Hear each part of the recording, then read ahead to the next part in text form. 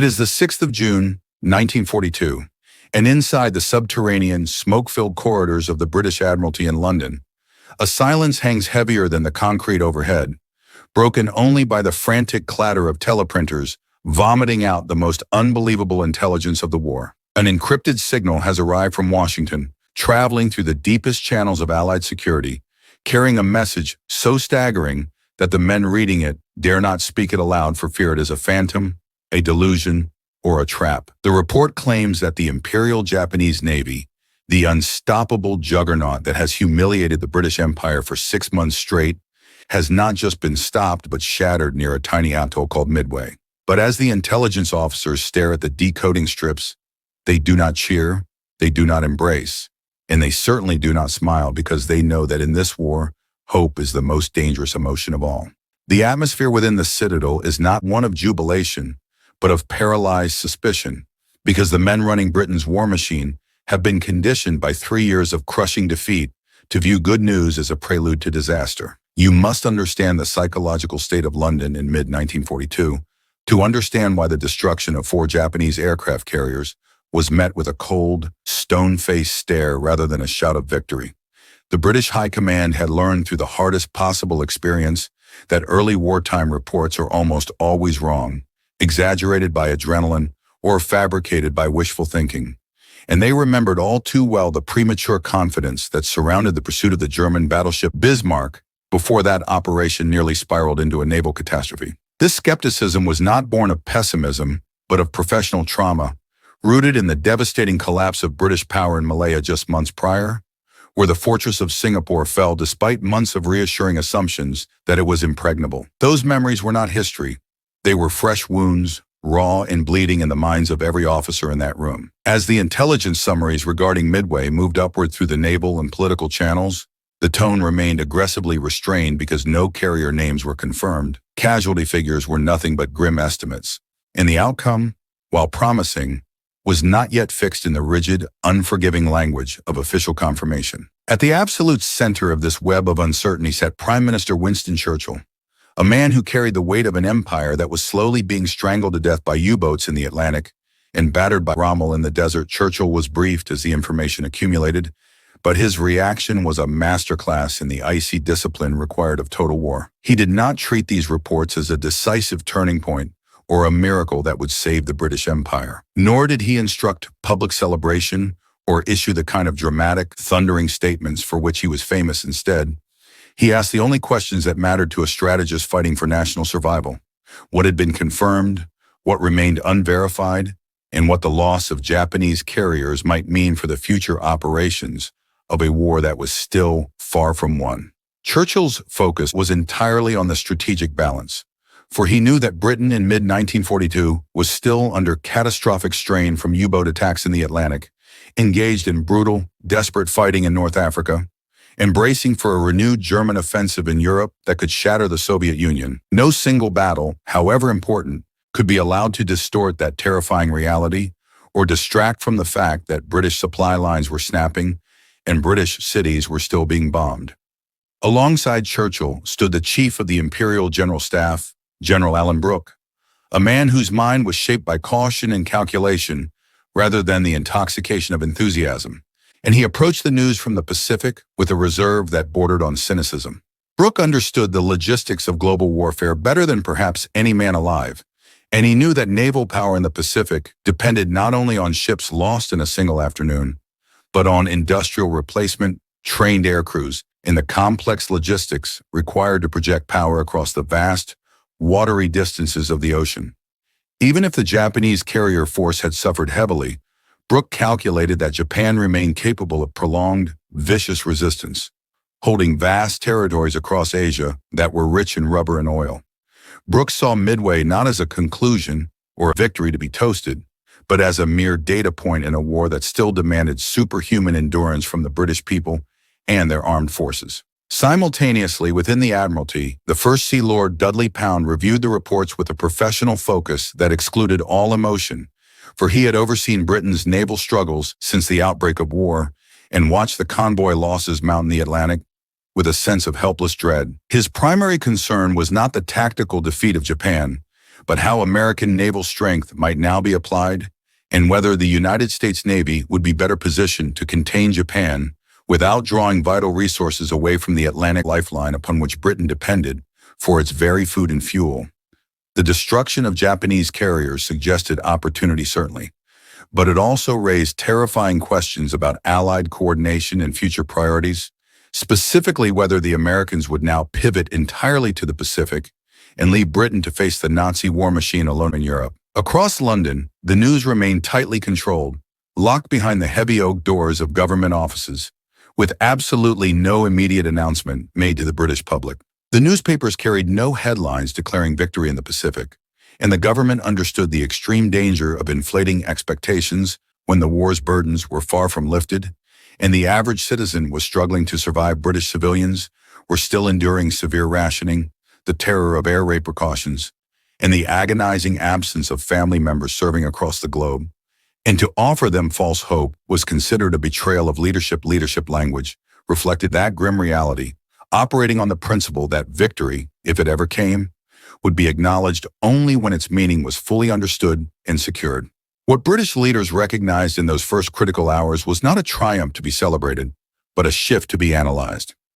For the first time since the devastating attack on Pearl Harbor, Japan appeared to have suffered a major operational defeat inflicted at sea by American carrier forces, a realization that carried a significant, albeit unspoken, psychological effect. It suggested that the terrifying myth of Japanese invincibility was broken, that its offensive reach had limits, and that the United States was learning rapidly how to fight a modern naval war against a veteran enemy. Yet the discipline of the British High Command demanded absolute silence until facts replaced hope. And as the day moved on and additional confirmations arrived, the language inside Britain's command structure remained aggressively measured. Words like possibly decisive were strictly avoided in all official correspondence, and instead, assessments focused entirely on serious Japanese losses and potential strategic consequences.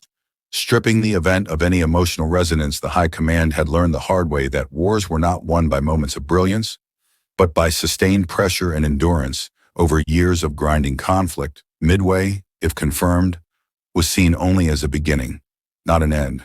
And by evening, British leaders understood they were witnessing the opening of a new, protracted phase in the Pacific War, one that would unfold slowly and at great cost in blood and treasure. The restraint shown that day reflected not indifference to their American allies, but a profound respect for uncertainty and the chaotic nature of war. Britain had seen too many early victories fade into long, agonizing struggles, and the lesson of Midway forming in the minds of those in London was that even good news carried a heavy burden of responsibility. Inside the British War Offices, confirmation finally arrived not as a single dramatic report that cleared the air, but as a sequence of corroborated signals that slowly built a picture of devastation. Naval intelligence summaries now stated with rising confidence that 4 Japanese fleet carriers, Akagi, Kaga, Soryu, and Hiryu, had been destroyed or rendered inoperable by American carrier aircraft near Midway Island. The scale of the loss was without precedent in Japanese naval history, a blow so severe it seemed almost impossible to comprehend. Yet the reaction among Britain's senior leadership remained deliberately contained, shaped by the scars of experience rather than the rush of excitement. At the Admiralty, assessments were revised line by line with forensic precision. The loss of 4 fleet carriers meant the effective destruction of Japan's core offensive naval air arm, a realization that British planners understood immediately because they knew that carriers were not interchangeable assets like trucks or rifles. These massive vessels required trained air crews, skilled deck officers, maintenance personnel, and a supporting industrial system that could not be replaced quickly, especially for a nation like Japan. The Japanese Navy, unlike Britain or the United States, lacked the industrial depth to absorb such catastrophic losses easily, meaning this battle had inflicted a wound that would fester still. The official language avoided the word decisive, preferring instead to refer to a serious alteration in the balance of naval power in the Pacific, a phrase that stripped the event of its drama and reduced it to cold strategic calculus. Winston Churchill was briefed repeatedly as clearer intelligence emerged, and his response reflected admiration without indulgence. He recognized that the United States Navy had achieved something Britain itself could not have attempted in 1942. For British carriers were too few, too old, and British commitments were stretched too thin across the globe. Privately, Churchill acknowledged that Midway represented a moment of supreme competence and courage by American commanders under extreme pressure. But he also understood that Britain's own war position had not materially improved overnight. Because of it, German U-boats were still sinking merchant ships at an alarming rate in the Atlantic, threatening to starve the British Isles into submission, and British ground forces in North Africa were preparing for another desperate confrontation with German armor that could lead to the loss of Egypt.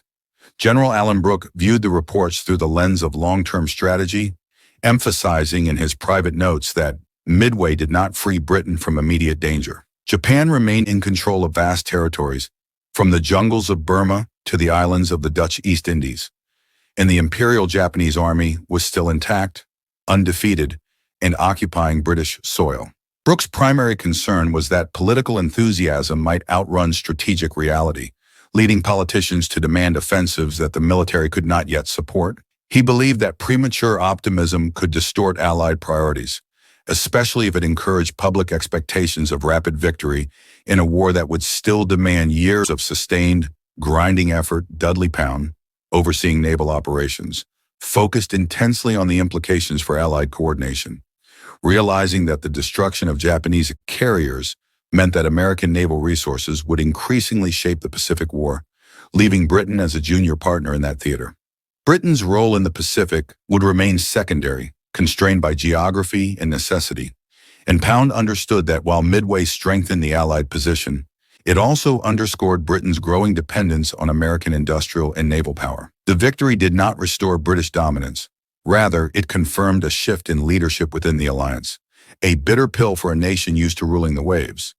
Public communication continued to be handled with extreme care, with British newspapers beginning to report American success only after official confirmation was released.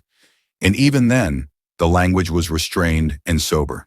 There were no declarations of a turning point, and headlines emphasized American losses alongside Japanese ones, reinforcing the seriousness of the battle rather than its celebratory potential. The British government wanted the public to understand that while progress had been made, hardship and sacrifice remained unavoidable, for the road to Tokyo and to Berlin was paved with blood.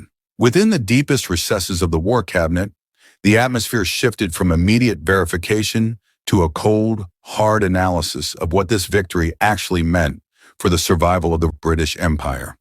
The discussions that raged behind those closed doors centered not on what Midway promised, but strictly on what it allowed. A distinction that might seem subtle to a civilian, but was the difference between life and death for a military planner. The possibility that Japan might now be forced onto the defensive was considered, analyzed, and dissected, but the planners remained aggressively cautious because they had been burned before by the mirage of stability. They had seen with their own eyes how quickly momentum could shift in this war. They remembered how the fortress of Singapore had fallen in mere weeks, and how the entire French nation had collapsed in months. Experience had taught them a brutal lesson. Apparent strength could evaporate under pressure like water on hot steel, and they refused to believe that Japan was broken simply because it was bleeding. Midway was therefore treated not as a victory to be consumed in a moment of joy, but as a fragile opportunity to be preserved. A frantic pause in the onslaught that had to be utilized before the enemy recovered. The respect for the American achievement within these rooms was genuine and profound, for the ability of American naval aviators to strike first and strike accurately under conditions of extreme uncertainty impressed the seasoned British officers who knew exactly how difficult such a feat really was. Yet this admiration was constantly balanced by a grim awareness of the cost, for the reports made it clear that thousands of men had died in the Pacific battle, burning to death in oil-slicked waters, or vanishing into the sky ships, had burned and sunk, and victory had been purchased at a price that demanded sobriety, not applause. As the days passed and the adrenaline faded, British leadership settled into a shared, silent understanding that Japan had been checked, but emphatically not defeated. The war had entered a new terrifying phase, one in which Allied coordination and sheer endurance would matter far more than individual engagements, no matter how spectacular Midway mattered to London. Not because it ended something, but because it created a massive new responsibility. It was a responsibility to continue fighting without illusion, without haste, and without ever forgetting how quickly fortune could reverse itself in a global conflict. The measured words chosen in London during those weeks reflected a leadership cadre that had learned to distrust emotional release, knowing that wars were not won by moments of relief, but by sustained, agonizing resolve. In mid-1942, that resolve was still being tested daily, and the confirmation of Midway settled into the crushing routines of leadership rather than interrupting them. Winston Churchill continued to move between meetings, cables, and briefings with the same manic urgency that had defined his days since 1940. For while the reports from the Pacific were now clear enough to remove doubt, clarity did not bring relief.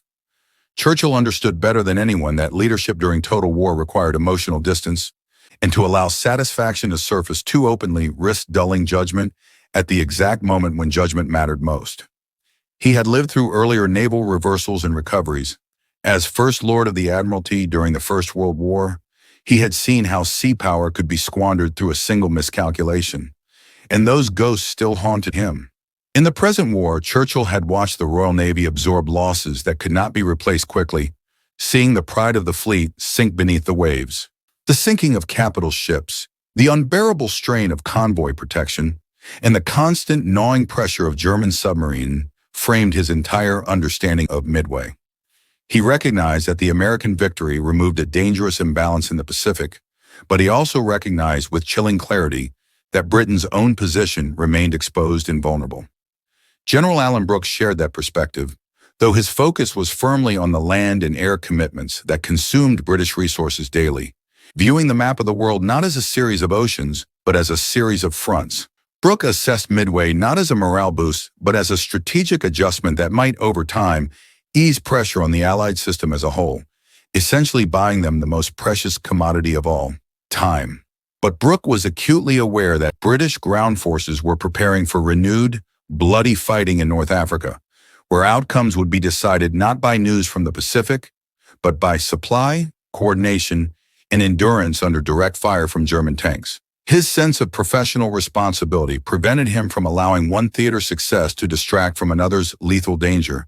Churchill and Brooks were united by an understanding that victory in war was cumulative. It was a pile of small gains stacked against a mountain of losses. Midway was important because it prevented further Japanese expansion, effectively drawing a line in the ocean, not because it reversed the earlier humiliating losses. British territory in Asia remained occupied.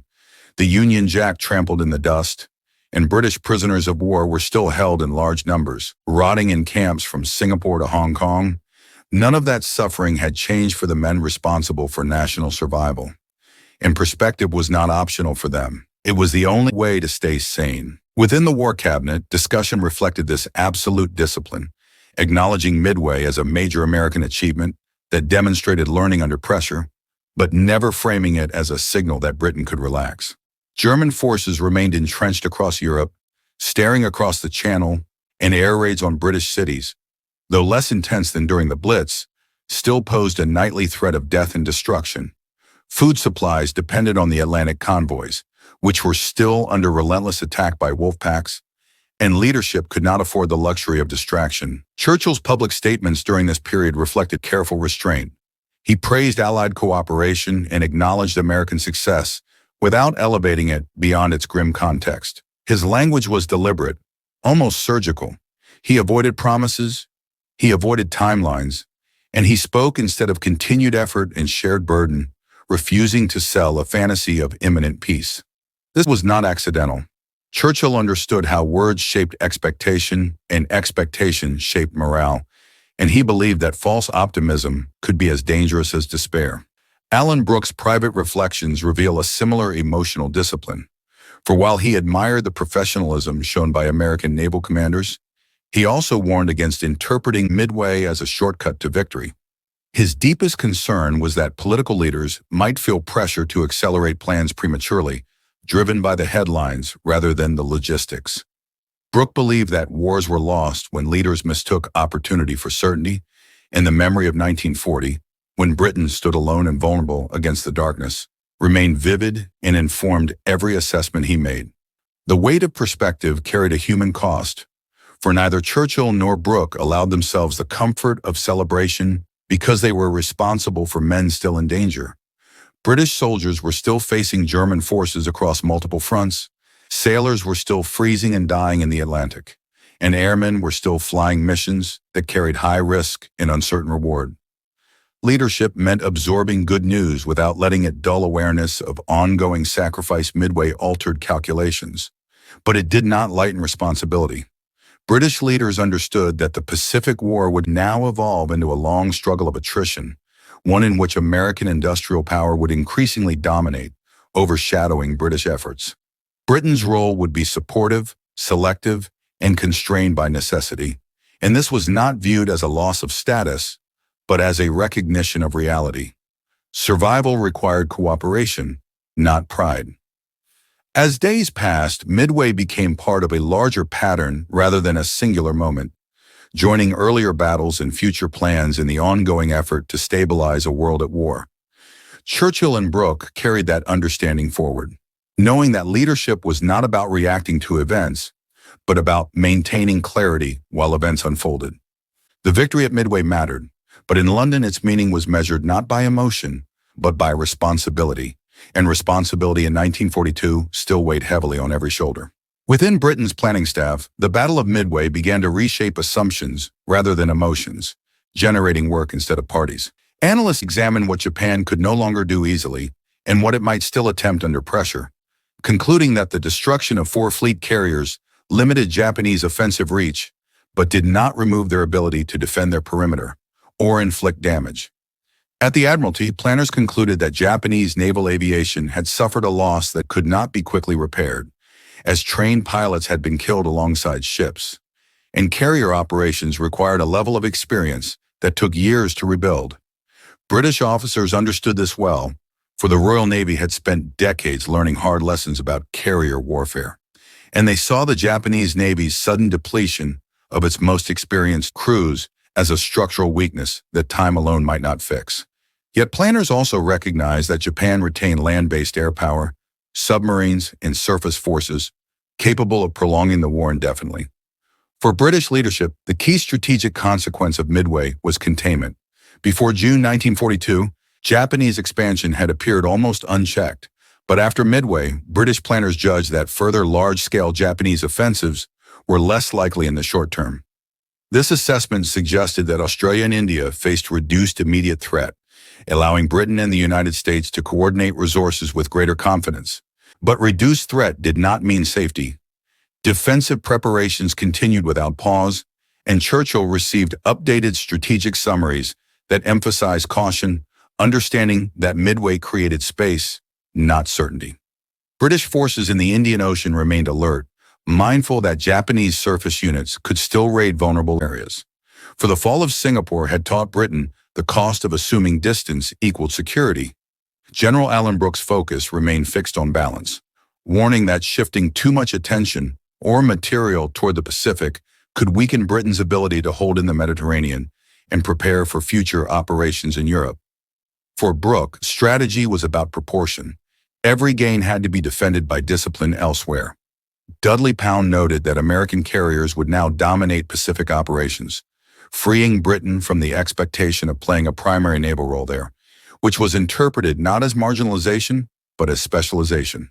Midway clarified roles within the alliance, reinforcing cooperation rather than competition, and publicly British messaging remained restrained. Government statements avoided language that might suggest the war's difficulty had diminished, for the population was still being asked to endure rationing, separation, and risk. And leaders understood that credibility depended on consistency. Overstating success would undermine trust when future setbacks inevitably occurred. Midway also prompted reflection on intelligence, as British analysts noted the effective use of code-breaking by American forces, drawing parallels with Britain's own experience intercepting German communications, reinforcing the importance of patience, secrecy, and disciplined execution. Strategically, Midway reframed Japan as a power that could be contained and gradually worn down, rather than one that advanced without limit. Allowing British planners to think in terms of time rather than emergency time, however, remained expensive. Every month of war meant more losses, more strain, and more uncertainty. The containment of Japan did not shorten the road ahead. It merely defined its direction.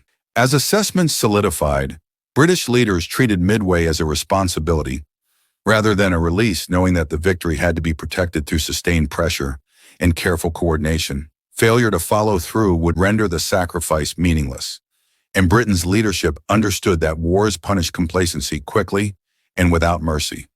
The absence of celebration was itself deliberate, for British leaders had learned that moments of relief could tempt neglect, and they chose instead to integrate Midway into a broader understanding of the war as a long contest requiring steady resolve. Progress would be measured in accumulation, not declaration. Midway changed what was possible, but not what was required. The war still demanded discipline, patience, and endurance. And in London, those qualities guided every calculation that followed. In the weeks that followed, the British High Command settled into a pattern of deliberate language and careful omission, where silence was a form of discipline. They understood that in war, words could comfort or mislead, steady or distort, and they chose steadiness. The victory at Midway mattered, but in Britain it was treated not as an ending, but as a responsibility carried forward into an uncertain future. If you were in Churchill's position in 1942, would you have boosted public morale by celebrating the victory, or kept it quiet to maintain focus on the threats in Europe? Let us know in the comments below, and don't forget to subscribe and hit the notification bell.